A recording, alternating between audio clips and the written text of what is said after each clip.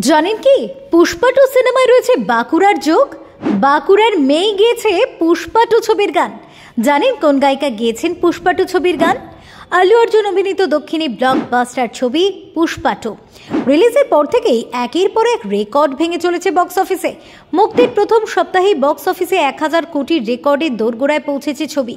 দক্ষিণী তারকা আল্লু অর্জুনের অভিনয় দক্ষতা মন কেড়েছে দর্শকদের। পুষ্পা টু সিনেমার ঝড়ে বাংলাও ভাসছে। তবে আপনি জানেন কি পুষ্পা টু এ রয়েছে বাঁকুড়ার অবদান? অবাক হচ্ছেন? আসলে বাঁকুড়ার কন্যা গেয়েছেন পুষ্পা টু এর গান। গানের নাম ফিলিংস।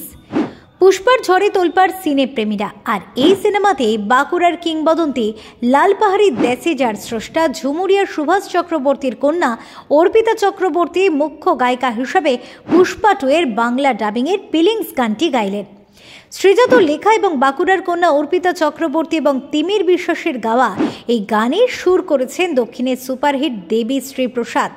ছোট থেকে অর্পিতা চক্রবর্তী বড় হয়েছেন তার বাবার আদর্শে। বাঁকুড়া জেলার বেলিয়াতোড়ে একদম বাঁকুড়ার গান শুনে এবং চর্চা করে বড় হয়েছেন তিনি।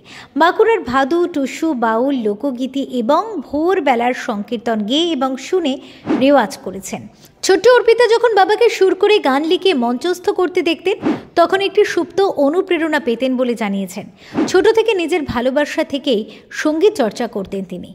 কলকাতার রবীন্দ্রভারতী থেকে লোকগান নিয়ে মাস্টার্স করেন অর্পিতা চক্রবর্তী। এরপর ঝুমুর গান নিয়ে পিএইচডি করেন তিনি। পুষ্পা টু এ বাঁকুড়ার মেয়ের কণ্ঠ গায়িকা অর্পিতা চক্রবর্তী ঝুমুর গান নিয়ে পিএইচডি করার সময় ব্রাত্য ঝুমুর গানের সভ্য সমাজে জায়গা করে নেওয়ার অভিযানকে স্টাডি করেছিলেন। অর্থাৎ সঙ্গীতের বিভিন্ন ধারা এবং লোকগীতির সম্পর্কে গভীর পড়াশোনা অর্পিতার। এরপর কলকাতার মতো ইন্ডাস্ট্রিতে নিজের জায়গা তৈরি করেছেন। শুধু এখানেই থেমে থাকা নয়, দক্ষিণের ব্লকবাস্টার কোটি কোটি টাকার পুষ্পা টু এ গোটা বাঁকুড়ার হয়ে একটি দাগ কেটে দিয়েছেন তিনি। ফেরো রিপোর্ট, বাঁকুড়া নিউজ 1।